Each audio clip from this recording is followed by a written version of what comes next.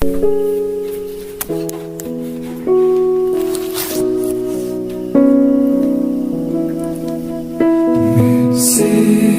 kiriu me bayo thia ha utrai bat kham kalenti sha jin su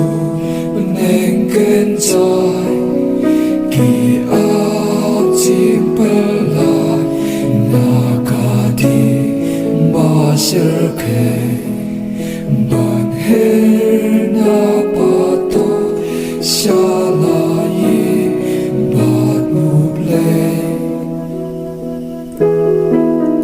Ko papa isne lagi ku token mau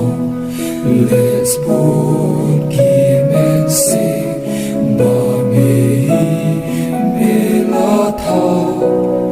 Ko pa map ki po se kilale na bor kim shenti yakapa kilale ko Krishna peni hashito kidansa bella kimensi Silspa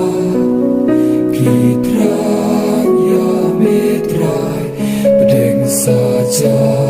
Kiyot me Wat lagi baklat Ya metrai Kim jule Mensin bapen tengen Konong ra Jing ismei Wan yar patosa kasima na uble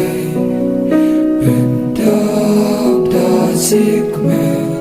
kahima jing shito